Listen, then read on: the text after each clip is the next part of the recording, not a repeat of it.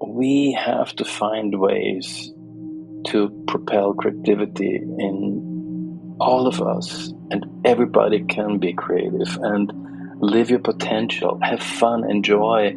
So one of the first things I always tell my students at university is like, you guys are amazing composers. You wouldn't be here if you're not. What I want to help you is to keep the joy of creating. Only this will give you that wonderful life with miracles and those beautiful moments of life-changing, self-changing moments, and that is just so powerful. From the world capital of music, today's guest is Walter Werzowa, an internationally acclaimed Austrian composer, producer, speaker, and professor at MDW, the University of Music and Performing Arts, Vienna. With over 30 years of experience in the music industry, Walter is a passionate and visionary leader in audio branding and AI music. His mission is to explore and advance the intersection of music, technology, and human emotions, and to inspire and empower others with the power of sound. He has created and produced award-winning music and sound design for global brands, as well as for films, commercials, and trailers. Notably, he composed the ubiquitous Intel audio branding, which is the most performed mnemonic in melody in broadcast history, the main titles to Schwarzenegger's Eraser, and the 1980s gold-platinum hit Bring Me Edelweiss. His extensive work in film includes scoring for Steven Spielberg, Wim Wenders, and many more. Walter also founded several successful music companies, including Music Vergnügen, Beyond Music Library, the Music Medicine Consultancy, and Health Tunes, offering cutting-edge music production, licensing, and music therapy solutions. Walter recently collaborated with Harvard, Rutgers, and Cornell on the Beethoven X AI project, which utilized AI to complete Beethoven's unfinished 10th Symphony. Currently, Walter is the head of music at Mythos Mozart, an immersive experience that brings to life the magic of Mozart. He is also an advisory board member at Spatial Inc., a company that creates spatial audio for virtual and augmented reality. Walter and I recently met at the Bold Unconference, a fantastic and inspiring event that the Austrian Chamber of Commerce hosted across 4 cities in Austria, including a stop in Linz for Ars Electronica. I'm so excited to share our conversation with you today that started over a dinner in the Ars Electronica Museum. In today's episode, you'll discover how AI is unlocking the profound impact of music as medicine, along with Walter's work on the Beethoven X AI project and his collaboration with renowned AI artist Rafik Anadol on Mythos Mozart. In every conversation with Walter, his love and joy for music is contagious, as well as his passion for supporting composers' creativity. But have you ever thought, what if this is all just a dream? Welcome to Creativity Squared. Discover how creatives are collaborating with artificial intelligence in your inbox, on YouTube, and on your preferred podcast platform. Hi, I'm Helen Todd, your host, and I'm so excited to have you join the weekly conversations I'm having with amazing pioneers in the space. The intention of these conversations is to ignite our collective imagination at the intersection of AI and creativity to envision a world where artists thrive.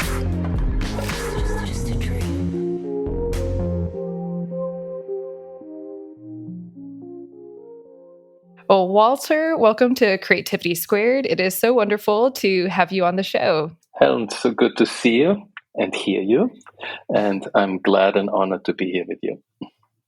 Walter and I just met recently in Austria for an amazing event that the Austrian Chamber of Commerce did and hosted and brought amazing people from cross sectors together.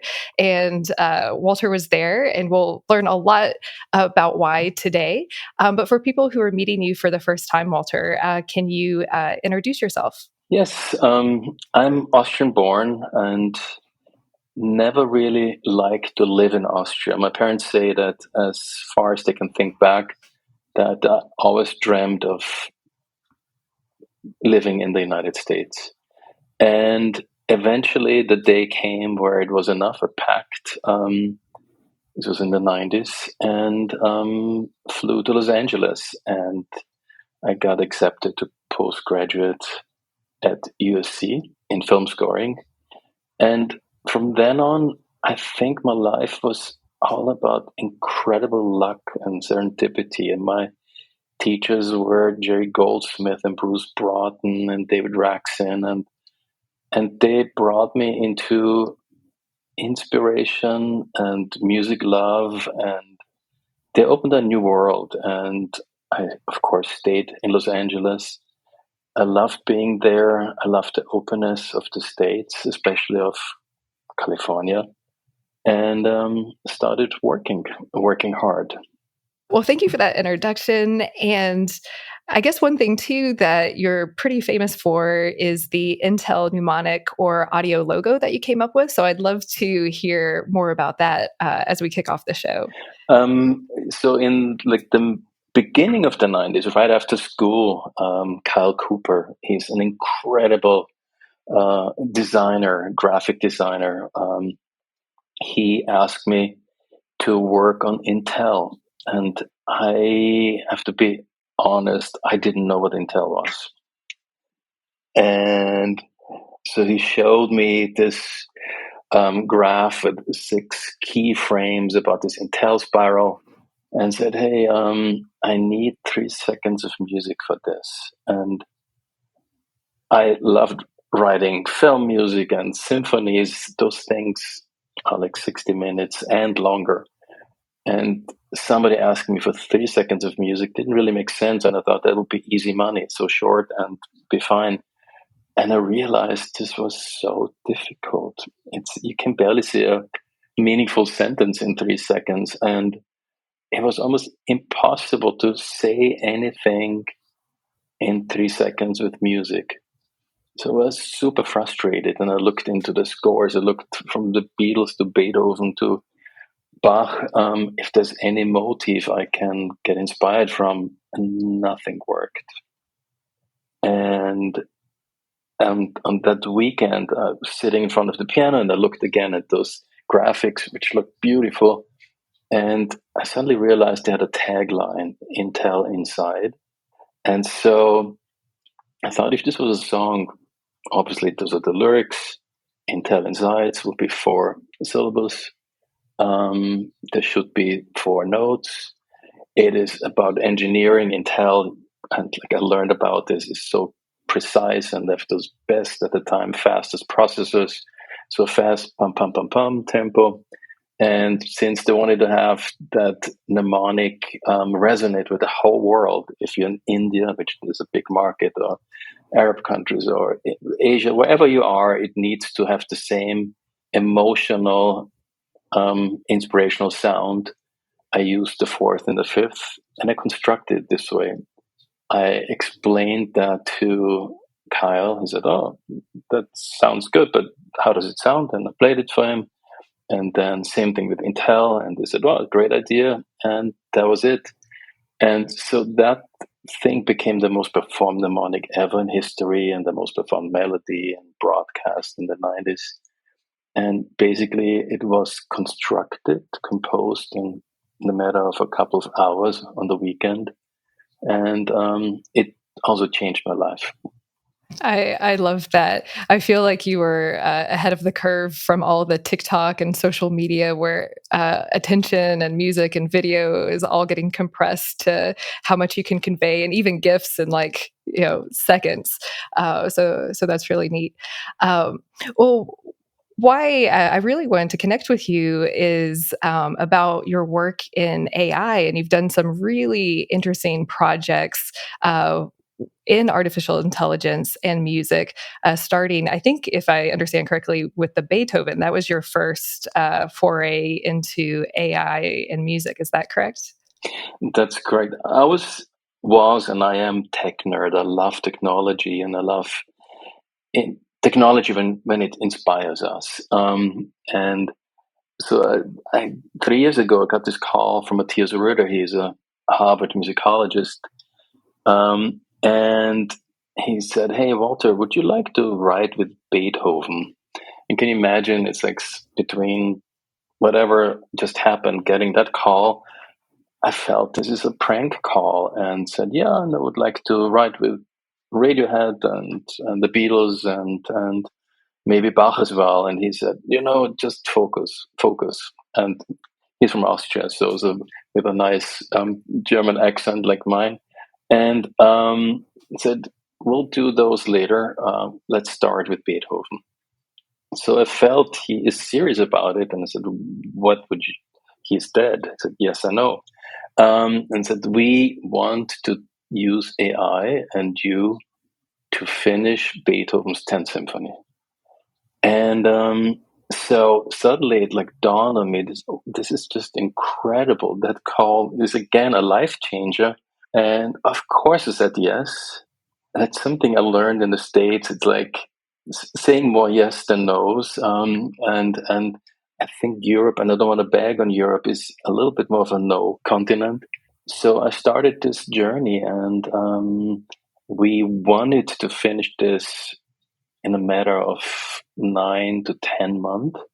And I have to say, COVID helped us, that everything got pushed back. And so after 2 years, we finished.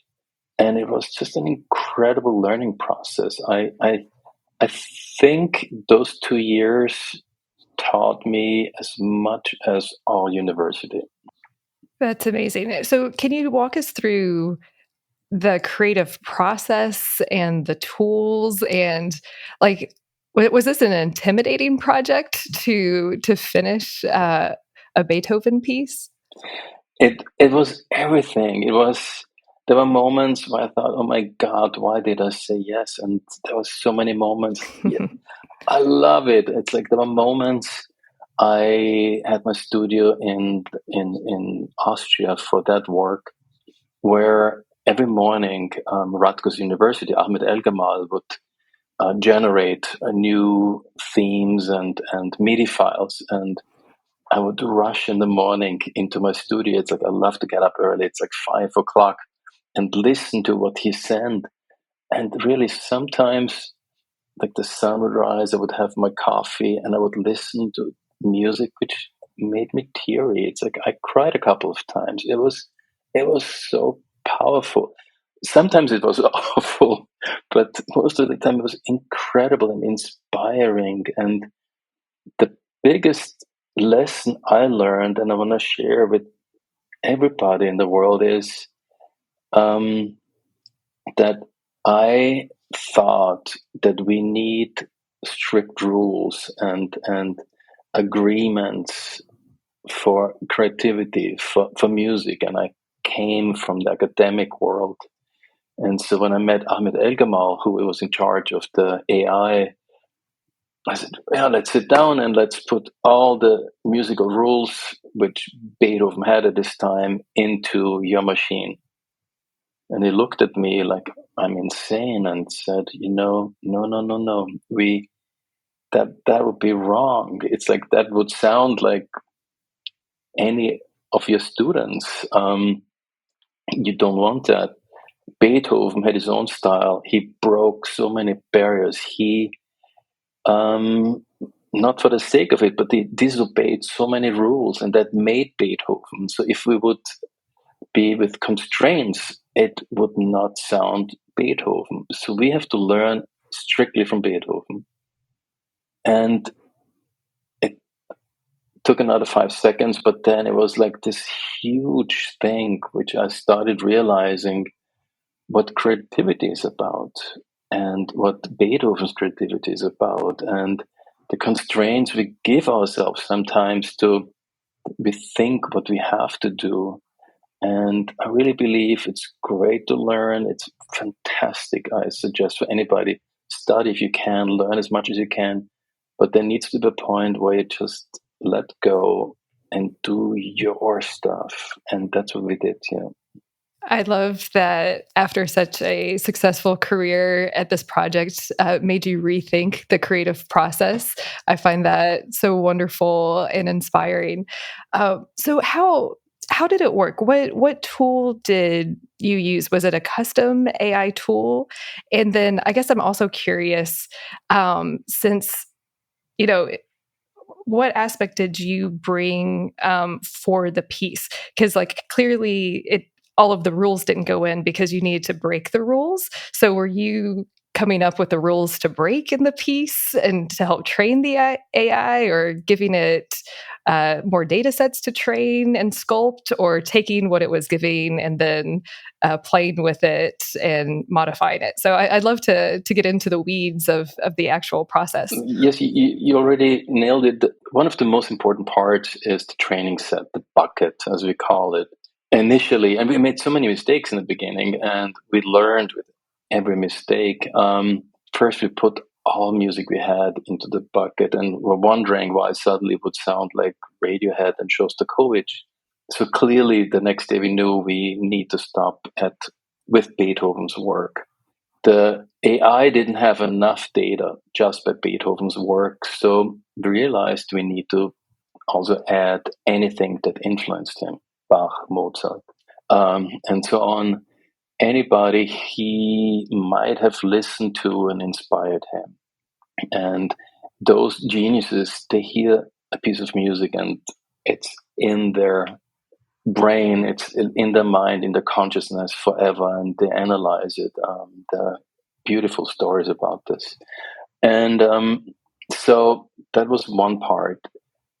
We had to help the AI with one thing, to annotate and teach the AI one thing. What is a theme? Because Beethoven is so thematic. It's like he's probably the most motivic thematic composer in that era. That he has these snippets of very strong melodies and how he develops them. And the AI had challenges at the time. It would be different today. To know what is the seed, the theme, how is it developed? Is it a development which is strictly rhythmic or melodic or both? So there was a little bit of hand holding there. What was amazing for me is as well that the AI doesn't think really in musical terms. It thinks pitch, so whatever the note is, and absolute time from the beginning. It doesn't have our music grid in its brain. And so realized we all have different conventions. AI is experiencing different than I do, or maybe somebody who never saw a score. But it comes to the same. It's about the notes. And when after the premiere, a couple of journalists stood up, and of course, a couple of people very angry about us to do this, and a couple of people really applauded. But there was this one German famous journalist. He said, this is not okay. You can't do this. The AI never was drunk, was never lovesick, never had cold water over their heads to get inspired. This can't be working. And so responded, is it really my point of focus if Beethoven was in love or not, if he was lovesick, if he was drunk? Or is it more important what came out of it? If he was lovesick, what did he write? And if that is the important part, that is what is left for us. That is in any of the scores he wrote. And if we analyze this, we get his way of lovesickness. And nobody else, not a human person, could do this. And so in that sense, the AI is incredibly objective and neutral, and could really focus without knowing the now. How did he feel, and what did he convey to us? And so to me, it was an incredible partner to write with the AI and get inspired and putting things together. And it really ended up being a beautiful teamwork between humans and technology. I love what you said about a beautiful teamwork between humans and technology. I'll be sure to put the links and embed the music of everything mentioned in today's conversation in the dedicated blog post that goes with this episode. I'm sure everyone's really curious to hear Beethoven's 10th Symphony that you helped finish and the other projects that we'll get to. The link for it will be in the episode description. And I'm curious, when you were starting, did you ever have any hesitation about kind of what the journalist pointed out in collaborating with AI in this way? Or did you always see it from the outset of this is a great tool and exciting project? I always thought it's an amazing tool, and even if it sends the weirdest pieces of music, because we humans, when we write, we're not always writing genius pieces. Like we write anything, and I wrote stuff which was awful as well, and I think that made it fun and that made it exciting, and it was great that there were iterations which really sounded bad. So, but I never thought this is a bad partner. It's like it was exciting and challenging. I have a question to you. What do you think is one of the main drivers of creativity? Oh man, that is a great question. And it's funny because I have the podcast called Creativity Squared, and we explore this. Mm-hmm. And I think depending on who you ask, everyone will have a different answer and has a different relation to it. And I think the thing that interests me the most about creativity is we assign it to be such inherently human. To like be human is to be creative. And now with technology being able to pair two ideas together that might be new and we call creative, if machines and AI can do this with millions and billions of ideas to create ideas, it kind of lends itself to this existential question of is to be creative inherently a human trait. So I find that a really fascinating thing. But I think in creativity is just taking an idea and manifesting it into reality to create. I think we're all creators and all are creative inherently. But I don't know if it's maybe fundamentally or only for humans, maybe.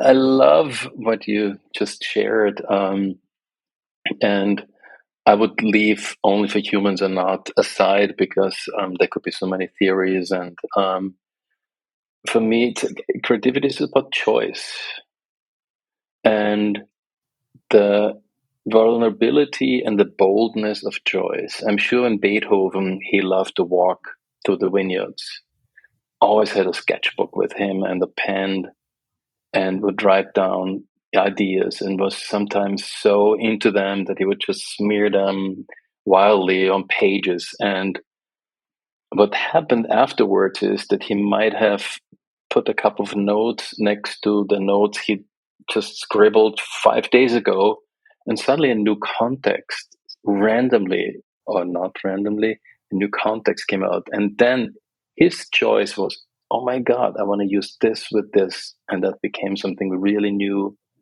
and innovative. And so those creative accidents sometimes, that bold choice, I want to do this. And if this is Van Gogh or Picasso or Cage or whoever that is, whoever said something very powerful had this boldness of choice and saying, this is what I want to say. Yeah, I love that. One of our writers, Jason Schneider, who's done a few blog posts for us, he did a really wonderful piece on what is art, which has a lot of similarities, especially in the age of AI. You have like this discussed in courts, like how much of the human touch needs to be involved in art to be copyright. But his thesis that he put forward as long as there's some human choice in it, whether it's curation, selecting an image from Dolly or one of the machines, or any human touch of choice makes it art. But I know a lot of people listening might disagree with that as well. Yeah, that would probably be another podcast, and I would love to be part of that. But what you just said brings me to another question. May I ask you another question? This is the most interviewed I've been on my show, but yes, let's go. Can you define in one sentence what is music? Oh man. Well, I should also say, out of the arts, I love listening to music. I don't have an ear for music. In Tennessee, where I grew up, you would say I couldn't carry a tune if it was in a bucket. I'm not the most versed, in full confession, of all things music. But I don't know. To me, music is audio vibrations that impact us in different ways. I love to think about, just the vibrational impact of music more than anything. Yeah, I think that you're super close. And I ask my students every year, and it's funny that professional musician always think, of course, oh no, how can I? And so far, nobody really had like that answer. Edgar Varese, an amazing composer, to me has had the best answer at the time. Organized sound. Music is organized sound. I would like to add one word to it: intentional. And I think that will jive with what you just said: intentional organized sound. That is what music is to me, and so far the best description. But if you or any listener has a better one, would love to hear it, because we are immersed in music. We love music, and many of us listen to it for hours and hours. But how can we describe it? Yeah, I've never thought that deeply about defining music, so I will marinate on that. And I would also love to hear what our viewers and listeners think. And I guess to that point too, I mean, like birds sing, and for different reasons. Would you consider that music as well, or is the intentional more for like making music as art for humans? I guess. I love this interview because that's a huge question. The birds. See, the birds have a different modality in that. They are, most of them, pitch perfect and by millisecond accurate. For them, it is almost a muscle they train with micro memory, and can bring that melody back like absolutely accurate. So it is I think a different modality. It's like when we create music, there's a different, and that's where the intention comes in. Birds have it for communication, and most of it mating. And I guess humans might have that as well for those reasons, but not only. And that brings us maybe to the next chapter. I think I love music. I live for music. I have passion for music. But I think more and more that we have music for health more so than entertainment. And the latest science is just, it's incredible to learn what music does to us, to our mind, to physical and mental well-being. It's incredible. Well, since you brought that up, let's segue and tell us about Mozart and that specific piece in Mozart that's been proven to help with epilepsy, because I find that super fascinating, and it involves AI as well. So I don't want to steal your thunder, so I'll let you explain it. Thanks for opening up the thunder. And there is this one piece of Mozart, the Hörspielverzeichnis 448. a sonata for two pianos. That is proven, scientifically proven. There are many studies on that to help with epilepsy. It reduces seizures by 70 to 75%. That's an incredible high number. Some epilepsy drugs can do it. And then we know there are a lot of patients drug resistant. So what happens to those patients who can't take any pharmaceuticals anymore? So there is music which seems a savior in that sense. And it is incredible to hear that if a patient, an epilepsy patient, does not like Mozart, it still helps. And Dr. Eugen Trinker and Ivan Rector is in Brünn at the university, and Trinker, he was the head of the World Epilepsy Organization, researched all that, and there is not another piece of music that has this high efficacy. There is a Haydn piece, which is also pretty good. Strangely enough, it works differently with males than females. Mozart is the same for male and female demographic. And I talked to those two professors, and I would love to start this research to find out what is the secret sauce of that piece of music, and can we apply this to new music and write new music? And here comes AI, very handy. And so we need that hospital, which we have, like in Brünn and in Salzburg, with lots of epilepsy patients, and see what is it? Is it maybe one bar of music in that sonata? Is it the whole thing you need to listen to? Is it one chord? Is it one melody? I have my theories, and I think it's the overtone structure, which is very, very important there. But researching this will change the world and can help thousands and thousands of people. That's amazing. And I'm so curious how this was discovered, if it was a happy accident or whatnot. But tell us about how you're going to use AI to help answer this question. Because if I understand correctly from our conversation in Austria, actually it was at the Ars Electronica Museum, where we had a fabulous dinner.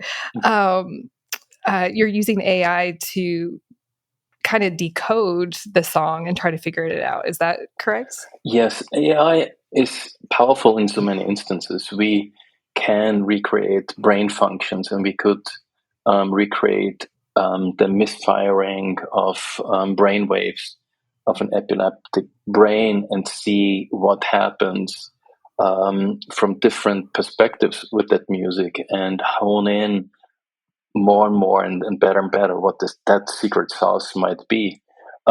We can also then, once we see what it is, find out how can we compose more music like that, and would it be possible that we have generative music for that patient, that in that moment the highest efficacy music piece is composed for that person in the moment when she or he needs it. And that would be just a lifesaver, pun intended.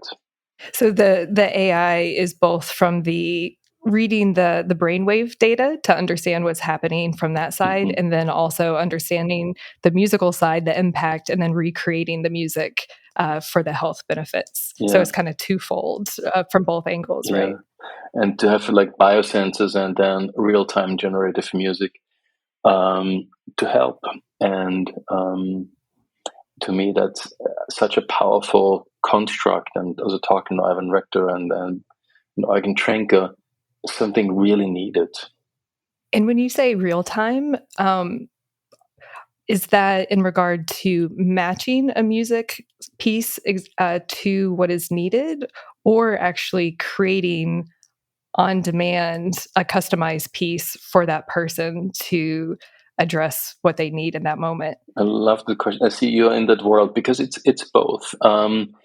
It could be that a piece of music is generated in the moment for that patient, or if the patient has music he and she loves, that this is enhanced with whatever that structure is, that sound is, that overtone row is, or whatever it is, to make that piece of music better for that use case.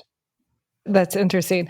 Oh, there's been a lot of talk more on, I guess, the storytelling side and films that in the not too distant future, and shoot, the tech might already exist and I'm not aware of it, where we'll get customized films. Like, I'm in the mood for this tonight. Can you make a rom-com with a happy ending to cheer me up? So I don't see it that big of a leap to do that with music. And I guess that's what musicians do oftentimes, of just picking up a guitar and themselves. But for those who aren't musically talented in that way, or want to use AI to do customized music to our moods, our feelings, our health, I think that's really fascinating. It's inspiring, and I think it's a philosophical question. And I have in my family a couple of members. They just think AI is the end of the world, and I don't think so. It's like at this wonderful dinner as well we had together, and in Vienna, met this MIT professor, Ariel First, and they implement latest technology. And I have children, so I'm often worried about the future and about the disasters. And reading the news is not really something where you think, oh my God, the future is brilliant and bright. But she found out a way now to clean up the seas, to take the CO2 out of seawater and make fuel with it. And I just wanted to hug her, because this was the most hopeful thing I've heard in the longest time. And I shared it with my son as well, and he wants to be an engineer, and it's so inspiring. There are ways that we can make this a better world again. I think one thing related to that goes back to what you said about music is just the intentionality. Like, how do we want to use this tech? Yeah. And that was something that I spoke to at my little talk in as part of the conference, of what's our intentions, and that will really dictate a lot of ways of how we deploy and use these AI tools. Absolutely, I think, and they support us, and anything can be used and abused and go in any direction. I believe more and more that we need strong tools to turn the world around, and to be hopeful again. And again, that's a couple of stories at this wonderful weekend with all your amazing, creative, crazy professors and dreamers and doers. Um, yeah, it's like I see a brighter future again. That weekend was incredible, powerful. Well, I'm at heart forever hopeaholic and optimistic. And at the same time, I acknowledge there's some real concerns and red flags, and we're at a pivotal moment to decide how we want to use these tools. So I'm in the camp to be proactive about human-centered and supporting humans from the outset. Well, related to going back to music as medicine, you also have an app that more or less supplies music to help people, called Health Tunes. Can you tell us about that? Yes, that's again something life brought to us. My son, when he was 5 years old, had a very severe illness. It's leg praetes, the femur to the hip joint falls apart and regrows again. It's necrosis. It's very painful, and it's a year-long process. And my wife, my family, we decided not to go the surgery route or metal braces or have the kid 2 years in the hospital. We implied osteopathy, acupuncture, and sound. And a year later, he was running again. And for us, it felt that's the way it is. And UCLA Health, incredible hospital, university clinic, said, "How did you guys do that?" And suddenly it was clear there was more than just that's something really interesting. And I realized that sound and music was really an important factor. And I thought, I'm going to give that back to the world. It's like it came to me, and I started a nonprofit called Health Tunes.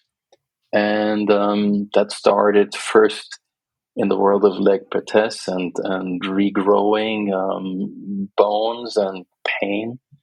And now there are therapies for Alzheimer's and help in oncology with chemotherapy side effects and anxiety and burnout. There's so many incredible use cases, and they're all backed up by research. And we know a lot how music works and that music works, and now we're finding out why it works. So that is the next step, and that opened up doors in hospitals. And at Wellstar Health in Atlanta, it's like 300 hospitals. They're using it extensively in maternity and recreational centers. It is working, and it's just sometimes it feels like magic. In NICU, when the baby's preemie is with elevated heart rate, it shoots up to 200 sometimes. We align the music, 200 beats per minute of the heart rate with the same beats per minute of music, imply a ritardando, meaning the music slows down exponentially, and the heart rate of the baby follows. And then a minute later, that baby is at resting heart rate. And you see the mothers and sometimes the doctors in tears next to that baby because it was so powerful and so simple, and it works. And those are the moments where I think, wow, music, intentional, healing, health, and it's preventive health, it's organized sound. It is so much. We are even in a project with a company that do MRIs, and a lot of patients get claustrophobic, scared during MRIs. And so Prenovo has those clinics in many major cities, and we supply specific music to help to reduce claustrophobia and mask the sounds, those loud sounds in there, but also help people to stay calm and get the treatments they need to get. That's so amazing. And I hope everyone listening is, if you're not already curious, gets really curious about this and download your app, Health Tunes, which I'll be sure to link in the show notes in the dedicated blog post. I was curious, since you've done a lot and working with understanding, sounds and their impact. I've read and I've gone down, rabbit holes of the binaural beats for trying to go to sleep and relaxing. But I've also come across, the sound Om has been said to be kind of the sound of the universe. So has that come across in any of the studies of the impact of that that you could share with us? Frequency is a key, and again, organized sound. It's like Om has a resonance, and when you speak or perform your Om, your whole body resonates. And I would love to invite any of the listeners to look up Schumann resonance. The Earth has those 4 bands of frequencies, very low frequencies. We don't hear them, but we feel them, like 7 hertz and 14 hertz. If astronauts would leave our spheres here, they will get that sound pumped into the capsule to stay healthy and sane without those frequencies. And we don't even know that they're here. Our health would degrade.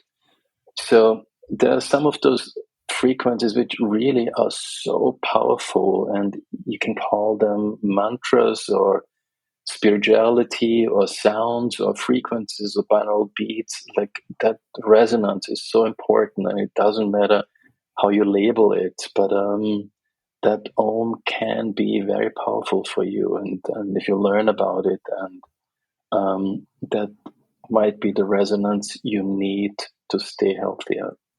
Well, I feel like you just sent a bunch of people down more rabbit holes on the internet to learn about this and do it ourselves. Enjoy. Before we wrap up, I wanted to know if you wanted our viewers and listeners to remember one thing from our conversation or from your work or about music and AI, what is it that you want them to remember and walk away with? It might be coincidence. I'm a strong believer of creativity.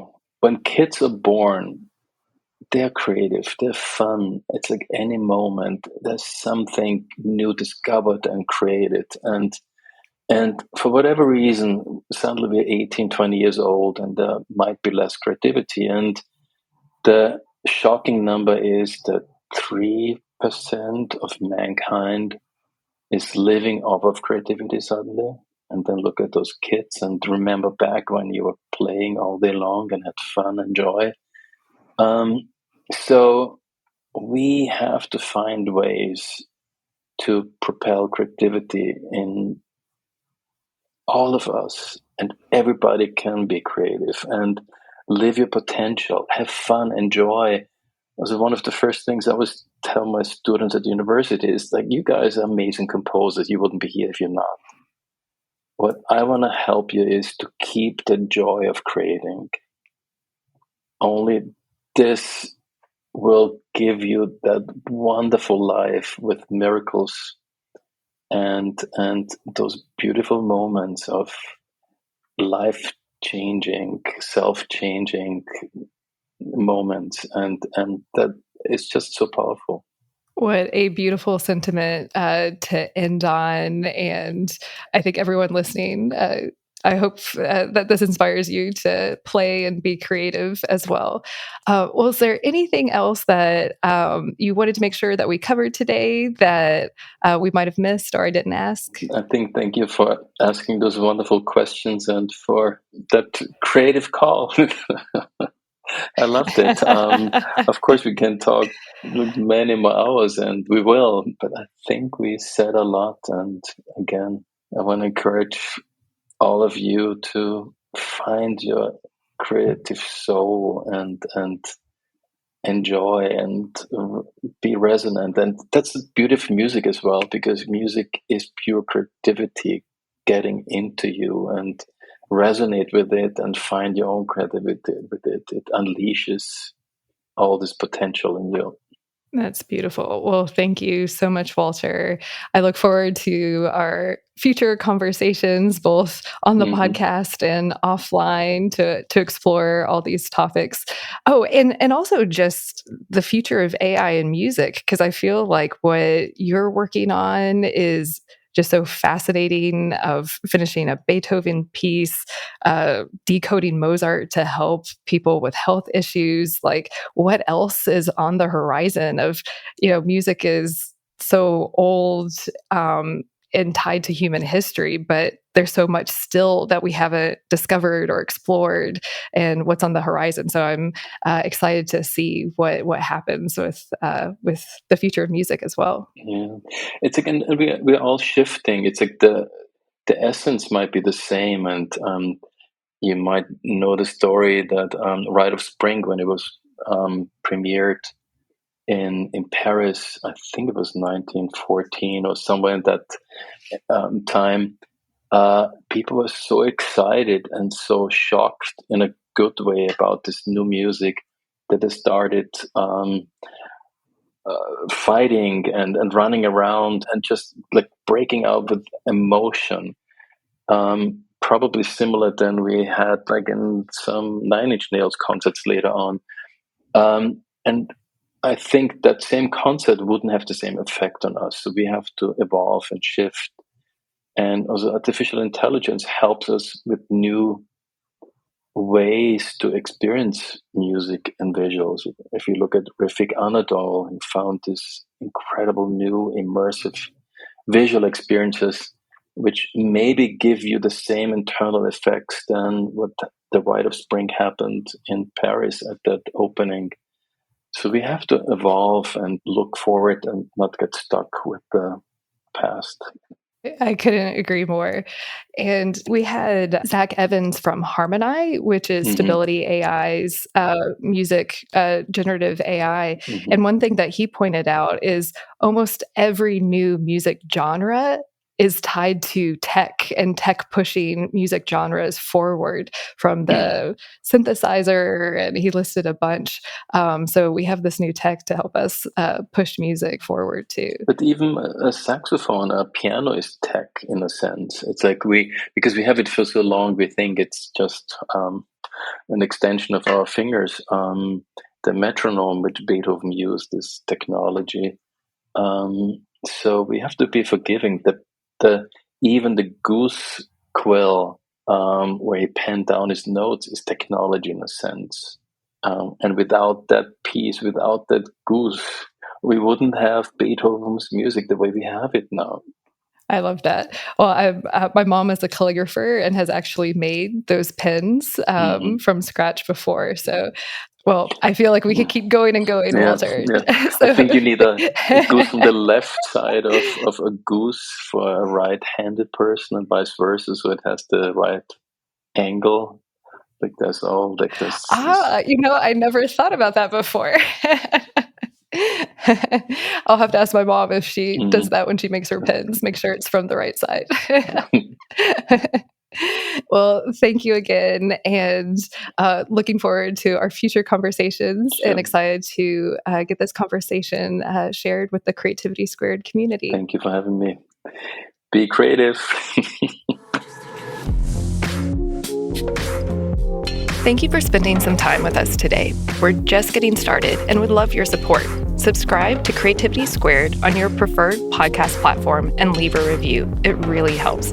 And I'd love to hear your feedback. What topics are you thinking about and want to dive into more? I invite you to visit creativitysquared.com to let me know. And while you're there, be sure to sign up for our free weekly newsletter so you can easily stay on top of all the latest news at the intersection of AI and creativity.